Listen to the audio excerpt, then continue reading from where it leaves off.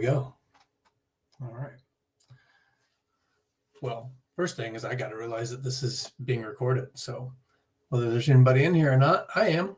And I need to know what my buttons do. So let's see what is where.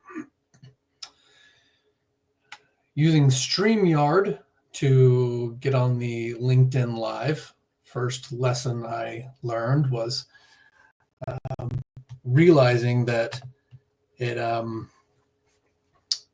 isn't directly through LinkedIn. So first lesson learned was that LinkedIn Live requires me to go another route, which is cool. Fine.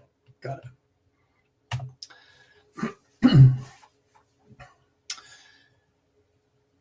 So clicking live on here, setting it up, pretty straightforward, like most things. I use a little chat GPT to tell me where to go or what to do. And it's as straightforward as you think it is. I think if and when I want to do some editing on this or make some clips or reels or shorts or whatever the LinkedIn version is, it'll be good. I need to figure out if I can do that through StreamYard, if I need to edit it myself, what that's going to be.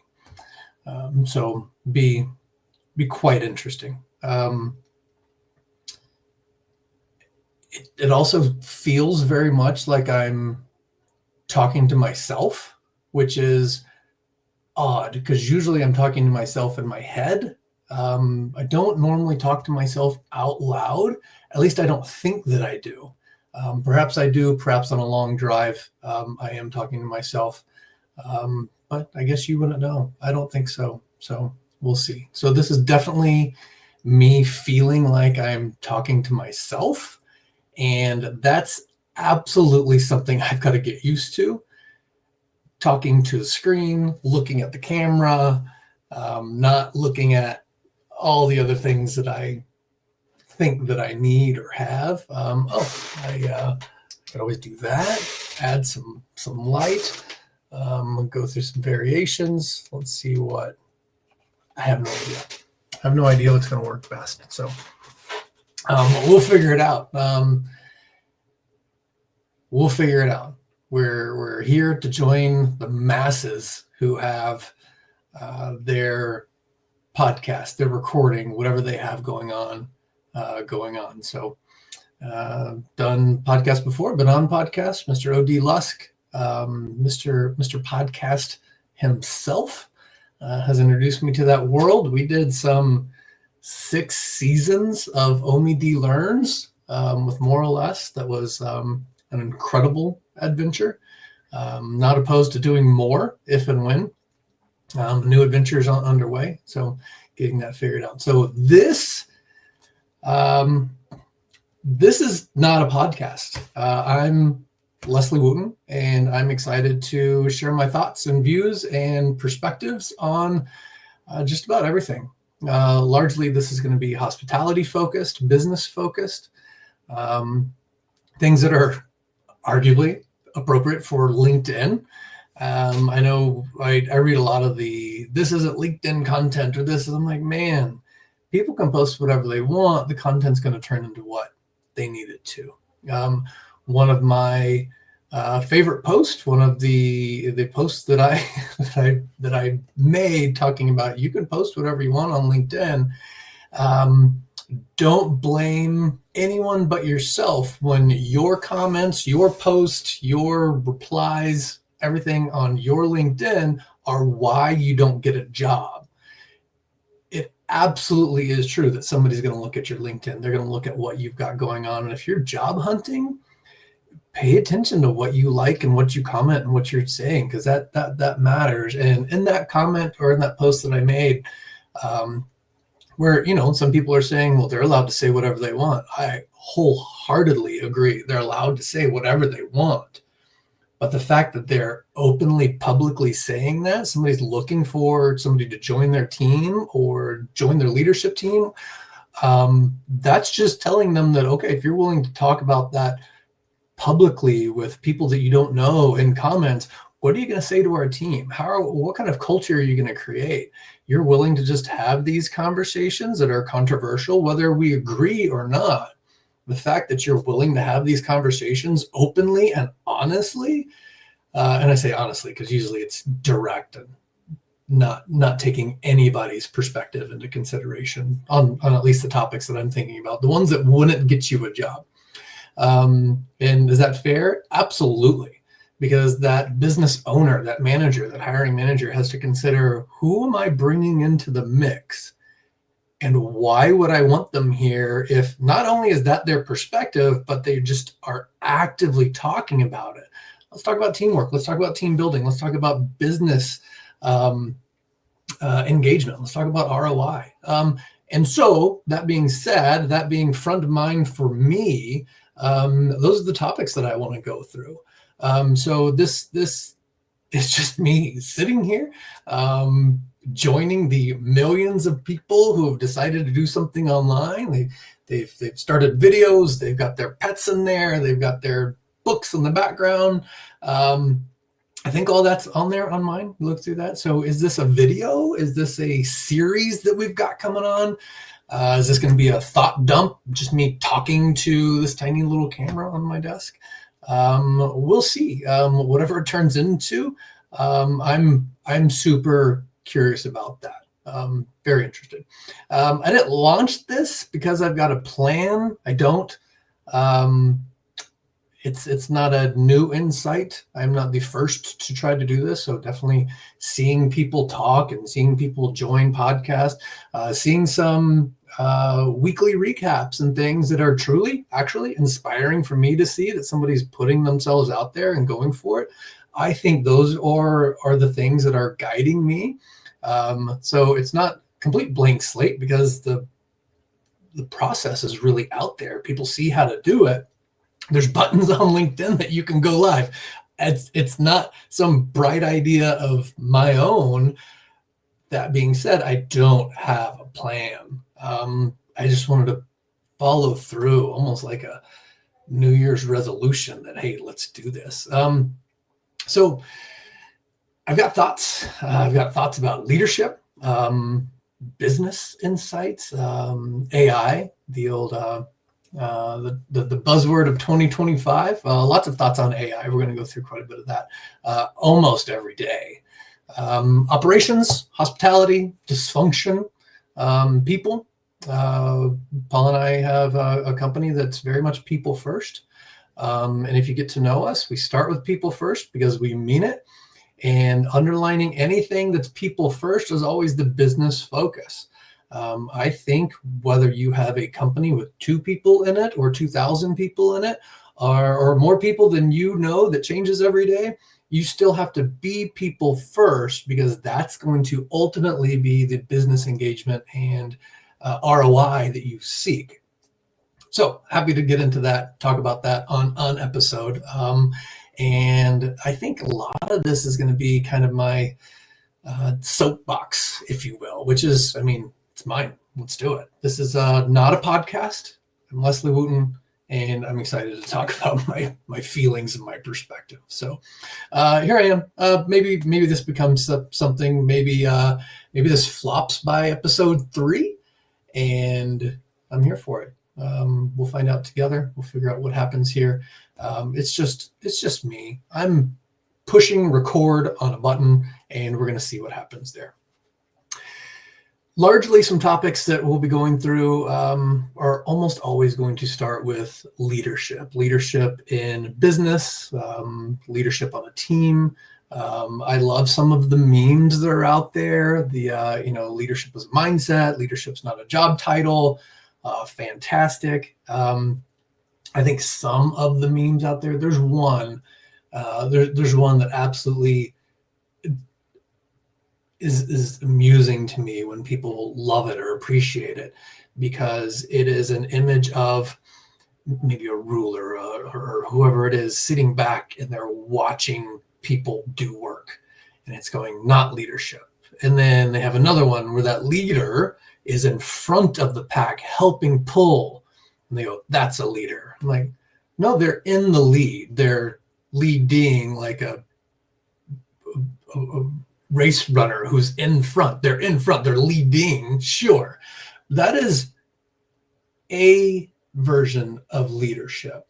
Just like in that same meme that's trying to say that this person who's sitting back coaching or guiding or not participating is not a leader, when I'm thinking that absolutely is a form of leadership. I've been in a lot of situations where you either as a leader need to back up and let your team go, whether they fail on their own or succeed on their own. That's the right thing to do in that moment. That you don't need to be in there shoulder to shoulder with people at all times. Shoulder to shoulder is a form of leadership. Sitting back and watching and letting your team thrive or fail forward or whatever it is, that's another form of leadership. And I feel, and we'll be emphasizing this a whole lot up to episode 3 if we get there or more, is that leadership really is about identifying what and when and how to get involved with your team to get the right results that you need from them and that they need to continue their growth. Sometimes that's shoulder to shoulder. Sometimes that's stepping back and letting them have it. Sometimes it's, hey guys, what do you think went wrong there? And sometimes it's stepping up and going, actually, no, here's how we need to do this. And true leadership is knowing when to use those different forms of leadership and apply them in the right way. Generally, and I do mean generally, and by generally, I mean mostly, not always, but let's go with generally. Anytime I see an issue, especially in hospitality, hotels, restaurants, that there's an issue somewhere, it's leadership's fault. You go to a restaurant, service is slow. That's leadership's fault. There's a leader who didn't set the standard, didn't train it, doesn't enforce it, whatever it might be. If you're thinking, wow, this bartender doesn't care. One, you're right. In this moment, they don't care. I think there's an underlying piece to that of why they don't, why they're not involved, why they're not engaged. And largely, it's not the person who they are or want to be. There's a lack of motivation. There's a lack of engagement. There's a absolute lack of leadership in this bartender or server, whoever it might, the person behind the desk. There is somebody who is in charge of them, in charge of that building, that has led them to this or killed their motivation. And so, yes, you're right. In that moment, that bartender should be stepping up or that server should be stepping up. But you've got to see the history of how they got there. You've got to see the leadership that is lacking behind them. Same with short-staffed. There's so many people that we'll talk to that are thinking, oh, well, we're short-staffed. We can't help it. Okay, everybody's short-staffed, but your team is also burnt out, disengaged. It's not a labor shortage for you. It's a leadership shortage.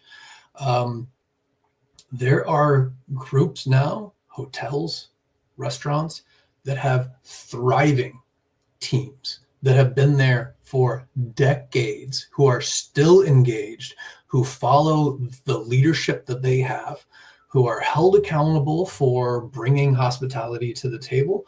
And they're doing well in this economy. Looking at the staffing levels, they don't have an issue of finding good help. What do they do differently? Leadership. So yes, I'm sure you can find an example where it is this specific county or region or whatever it is where this is hard to find labor, or perhaps you're hiring 700 people. Yeah, that's going to be a challenge. But if you can't find 1 or 2 people who are good, you keep losing people who aren't engaged.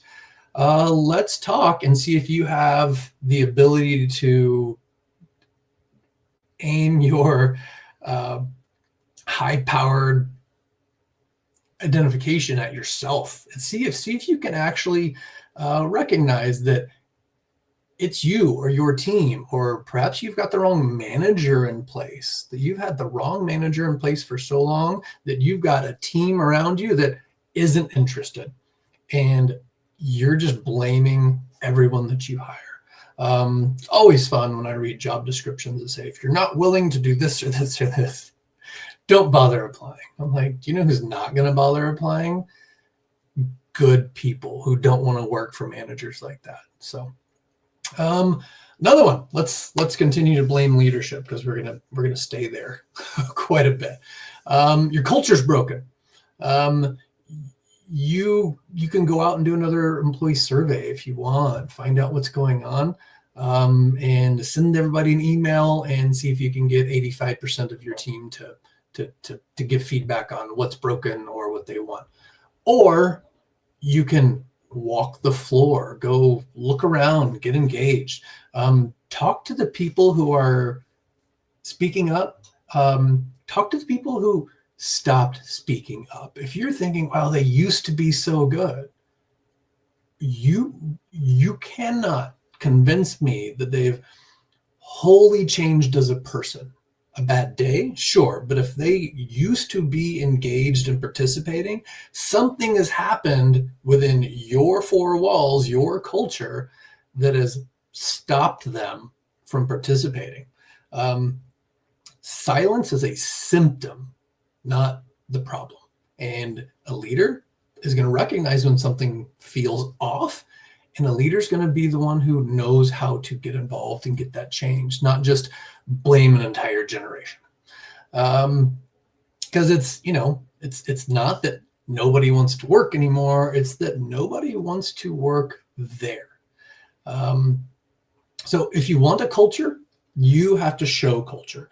You don't have to be the one who is the loudest or in front or always in the spotlight, but you have to support those things that you want to become your culture. Values on a wall don't build trust. It's you supporting the team, shoulder to shoulder with the team, or guiding the team, being that leader at the right place at the right time. That's how you're going to build trust, and that's how you're going to bring out the culture that is within the team that wants to be there. If your team is drowning and the manager is busy or too busy, you don't have a manager, you don't have a leader. You've got a schedule holder, somebody who's just there to fill the gaps if they can. One question I always like to bring into my leadership classes is, as a leader, and for restaurants, Friday nights are expected to be busy. As a leader on a Friday night, is that the right time to help someone who's struggling? You've got a team member who comes to you and is like, hey, Leslie, I just need some help right now. Do you mind if we take a couple moments to talk? In that moment, you're going to tell not just them, but your entire team what kind of leader you are. And if you are slammed busy, and so are they, and so is the restaurant, and you tell them, no, not right now, you are going to take away a key opportunity to build true culture. If you are too busy to take care of that person in that moment, maybe there's an operational issue. Obviously, if there's a safety issue, you've got a child in danger in your restaurant or a choking issue. But if you're just, 86 linen, that's an operational issue that should not be an oversight to helping somebody. They come to you on that busy Friday night when you're slammed busy and you don't have time for them. Perhaps you say, hey, why don't we talk on a Monday or Tuesday when I have nothing else going on? What you're telling that person on your team, is that the only time that you're willing to give them 2 minutes is if you literally have nothing else to do. They're not going to show up on Monday or Tuesday to talk to you.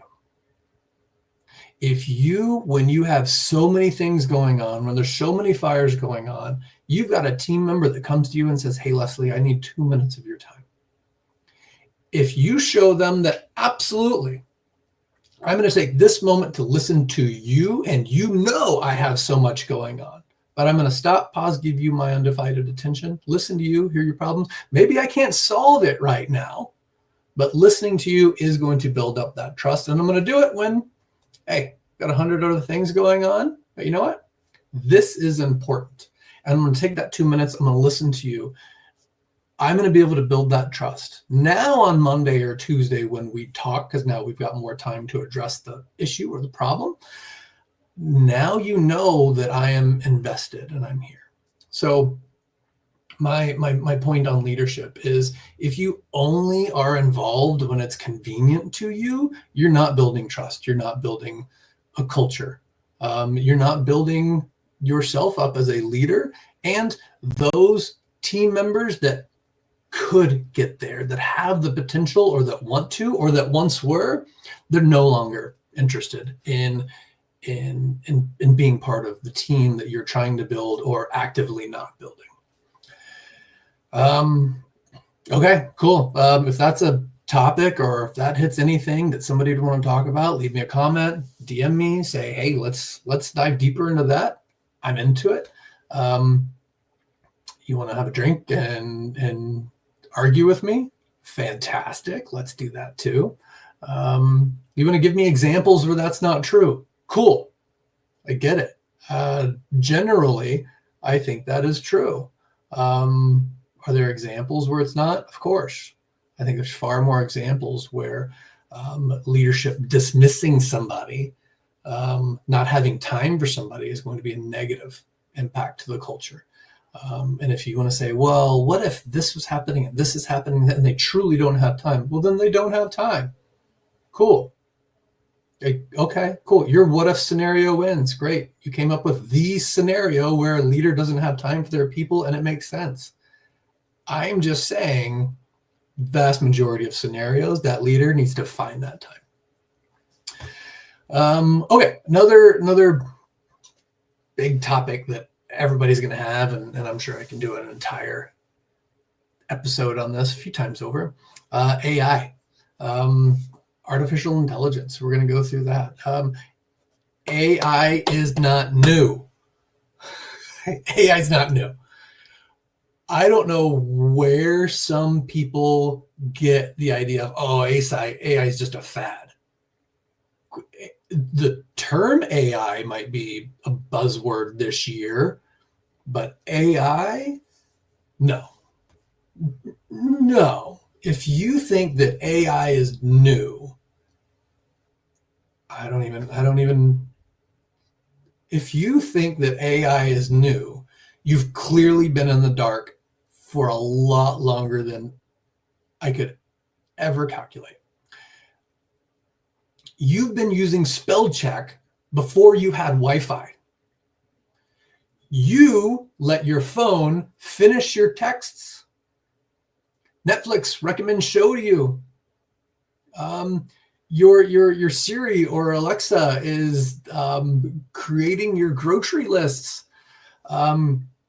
The panic around AI is weird because it's coming from people who've quietly been using it for years, and all it tells me is they don't understand what it is because they don't see how it's been used.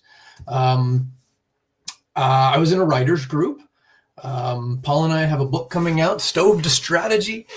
Stove to Strategy is coming out a month ago. It's coming. But I was in a writer's group, I like to talk, I like to go through things. I like to find that inspiration, or, if I'm lucky enough to give that inspiration. And a topic was AI. And you had people in this writer's group online in a chat room saying, I will never use AI. It's going to be my work. Okay, so you've turned off spell check. Well, that's not AI. I'm just so confused about what they think AI is and what it isn't. What's the level? They think, oh, it's zero AI. I'm like, okay, so you've got an old-fashioned typewriter, not even a word processor. You've got an old-fashioned typewriter, pages of paper, sitting out at a lake, no Wi-Fi, nothing. You've got a big rock as your paperweight holding down the pages. You've got that funky whiteout on there so that you can type over your typos. correcting that, assuming that you find it. What do you mean you're not ever using AI? Not only is that relatively impossible, that is absolutely absurd. Let's go with stupid. AI will be used. You're writing something. You're online putting a comment in my post about how stupid I am. Cool, great. I appreciate the comment. I appreciate the reach. AI is helping you with that, whether it's spell check, whether it's ideas, whether it's generating concepts or formatting. Your Word document is going to be formatted. You're going to click buttons that say, okay, here are my titles. Here's title 1, here's title 2, here's title 3, and it's going to automatically format that stuff. I don't know what level of never AI you think you're in, or that you think AI is a fad. Again, buzzword. Sure, I get that. It's a buzzword right now, and a lot of people are really pushing that. But it's been around. It's not going anywhere. So Paul and I have got a book coming, Stove to Strategy. And one of our contributors, very thankful for everybody who helped us through the process, was looking at our pop-outs that we have in there. So we're writing this, mostly our own case studies, our own perspectives. And we've got these pop-outs that go through some details about, we pulled some data or facts or whatever it meant, Harvard Business Review or National Restaurant Association, whatever clips and data we've pulled out so that we could highlight and emphasize some of the things that we're talking about in the book, Stove to Strategy. And in those clips, we've got a lot of things that we pulled and went through and generated. And running all of those pop-outs, we were told that 77, maybe 71, 70 something percent of this was determined to be AI generated. Okay. Where did that number come from? Well, we ran it through AI, and AI told us that this was 77% AI. Like, okay. Well, considering what was running and where we got that, it should have been a lot more AI generated, to be honest. So if you think that we've got a book coming, and we do, Stove to Strategy on the way. If you think we've got a book coming that doesn't have intentional AI in it, I don't know. Let's talk about how AI is working and how AI is helping you move your processes forward. Because I don't know. I think it's a must at this point. I see that there are people that, wrote a dissertation or something back in the 80s or early 90s or something when none of this was generating things, and they've got their papers that they can digitize and upload and put that into an AI detector, and it comes back and says, well, this is 45% AI generated. I'm like, no, it was written a long time before AI generated content existed. So you've got to take it all with a grain of salt. One, how accurate is the AI in determining what is AI versus what is not? Cool, fun rabbit hole to go down. But two, what are you trying to get out of this? I'm not interested in trying to prove purity. I'm here to try to find usefulness. I want something that's going to help me push my ideas, push my company forward. From the consulting perspective, I'm going to use AI to help you with your problems, moving those forward. And that includes or involves me listening to what your problems, your symptoms are, so that we can identify what the right solutions are moving forward. And if I can use AI to help me with that, so that we can determine what the right move forward is, and we can use that to be faster, more efficient, and more specific, fantastic. What do you care if that's 20% AI or 90% me or 50-50? it's not the AI that matters, it's the solution that matters. It's about knowing how to use the AI and using it effectively. And for leaders out there that think, AI is going to remove all these jobs, or AI is just a fad. AI isn't the end of leadership. It's the audit. AI is going to identify who's not just behind, but has always been behind and can't move forward. AI is going to help us all move forward, as it already has been. We're just going to suddenly and very soon see who's not only behind, but who can't keep up. So prepare for the audit. It's coming, whether you like it or not. And for those of you who think AI is taking jobs, sure, I'll listen to that argument. I'll also, at the exact same time, say AI is creating jobs and identifying what's moving forward. Thinking that AI is a fad is the same as thinking that the internet was a fad. And those who are like, oh, I'm not using that, I'm going to invest in the phone book. Like, you've got to get that www fast. Let's go. Because now we're moving forward using the internet. So if you've avoided the internet for 40 years, best of luck to you. You're not going to avoid AI. It's just not going to happen. What you do with it matters. And a plug for Paul and I, 1033 Consulting.